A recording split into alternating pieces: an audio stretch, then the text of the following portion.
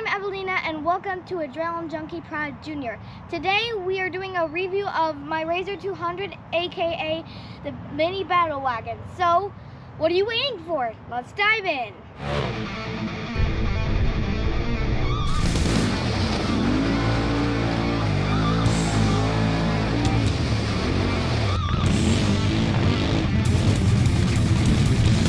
Hey guys, like you just saw, Evelina today is going to tell you a little bit about her RZR 200 here behind us. This is a 2023 model. She's been driving it for a few months now.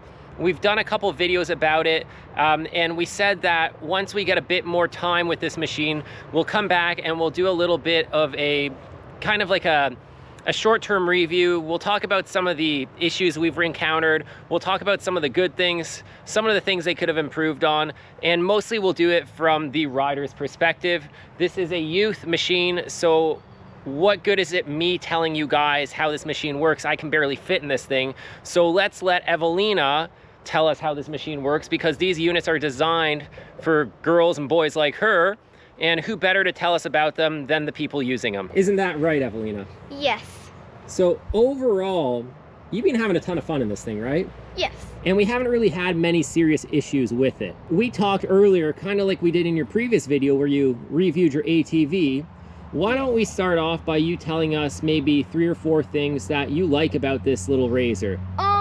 So I really like the speed. So it goes really fast.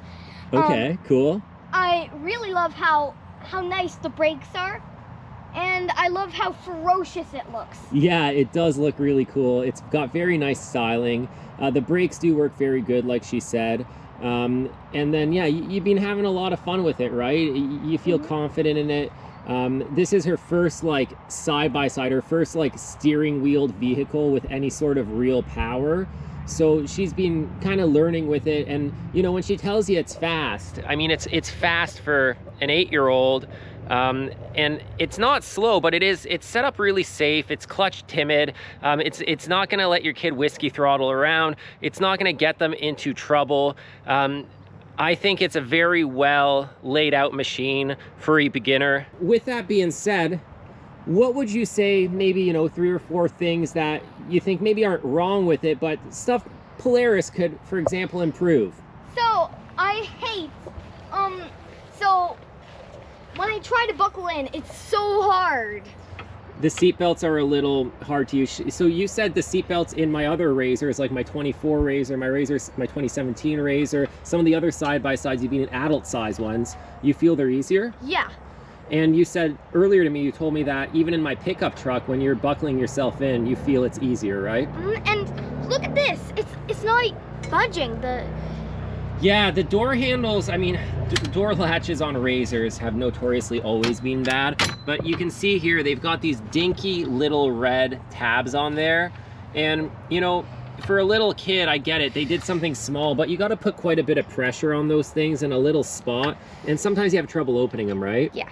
And I'll tell you one thing, kids, adults, people that aren't familiar with these machines, it takes them a minute to figure out how to get in and out. When Evelina wants to take one of her friends for a ride and they're not familiar with these machines, she's got to open the doors for them. So yeah, okay, they painted the latches red, but that's still kind of like it's still not a great design. They open and close well, but leaves a bit to be desired. On a machine this expensive, with so much fit and finish in some of the other models, you'd think they could have done a little bit better on a door handle. I mean, realistically, for kids, it would make a lot of sense to have an exterior door handle so you could get to it, or the kids could open it. So I'm hoping in future models that is something they address. What else would you say? So, also, I don't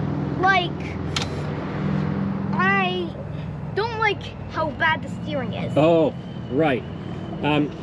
This machine, legitimately, it takes a lot of steering effort. It's got a very, very unresponsive steering rack in it.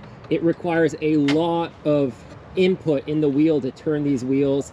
Now, my thought process from whoever engineered this is they don't want kids jerking the wheel and having the machine shift over too fast, but it's a double-edged blade. It makes it really hard for them to respond. It makes it really hard for them to steer. When this thing's stopped, you struggle turning it, right? Yes, and also there's a bad side too.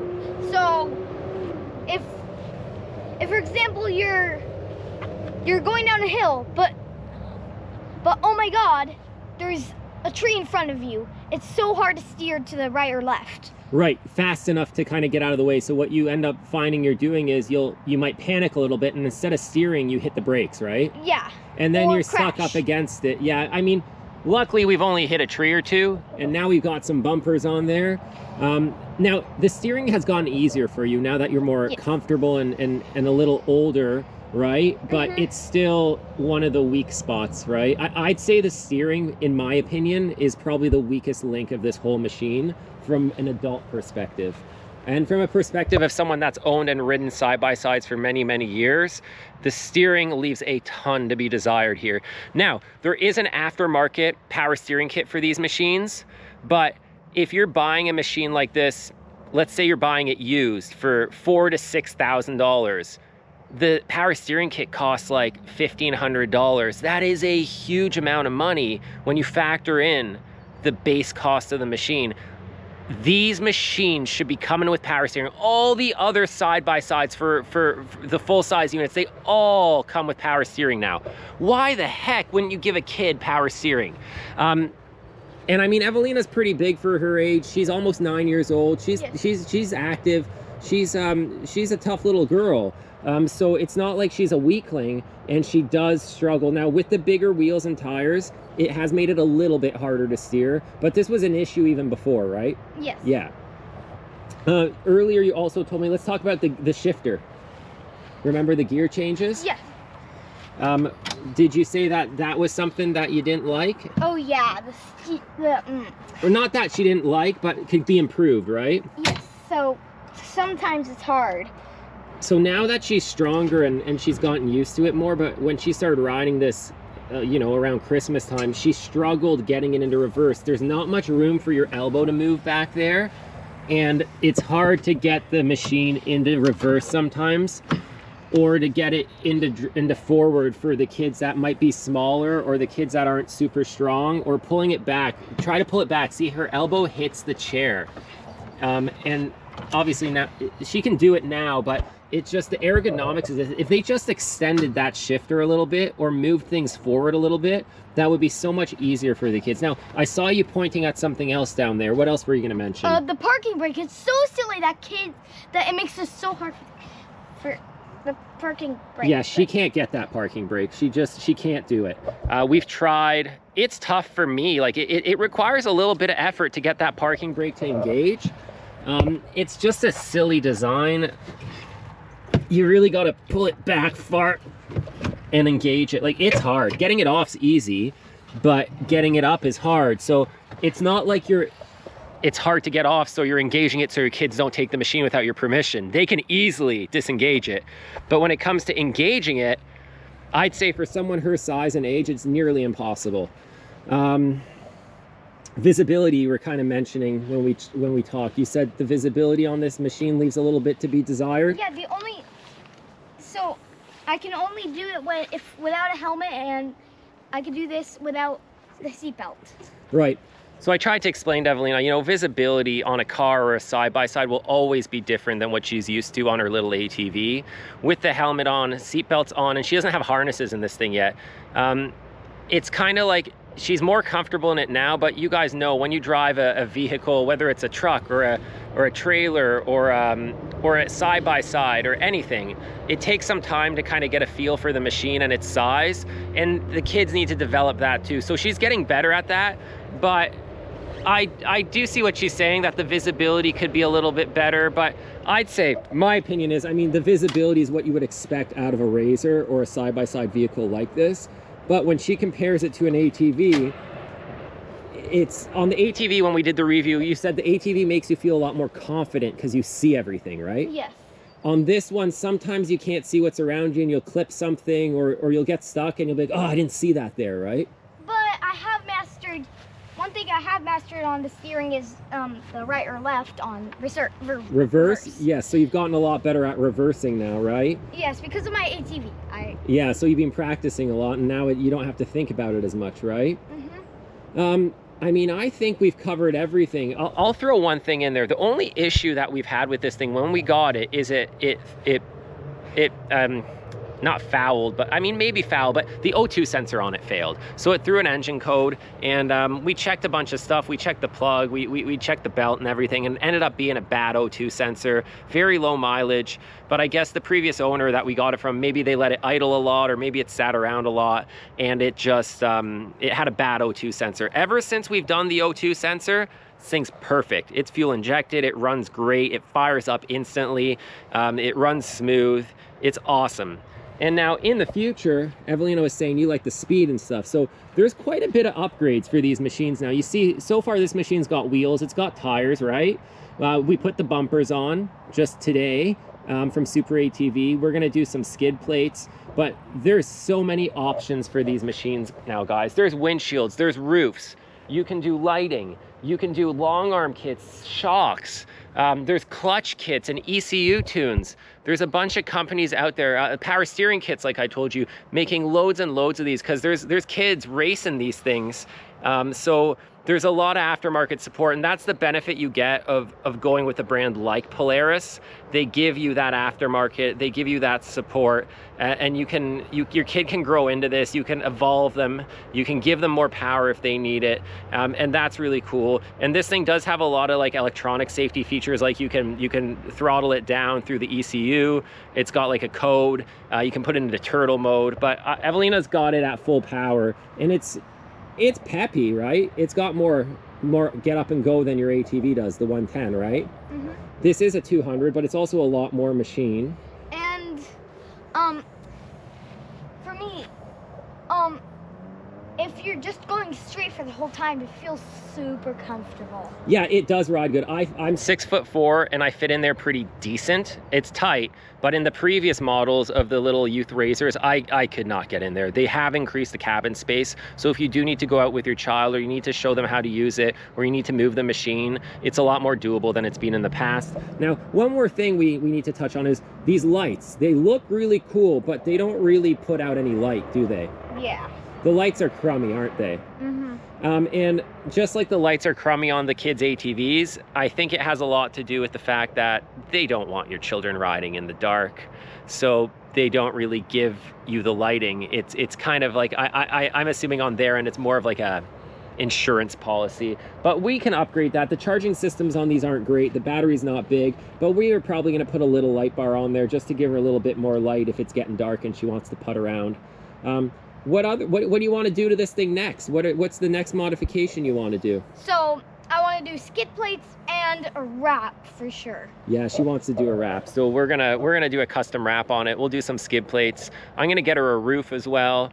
We'll do a bit of lighting, maybe some accent lighting. Maybe we'll put a speaker in there for you so you can party it up. And yeah, we'll pick away at it. You know, it's fun. Evelina's been doing the work herself. She washes it.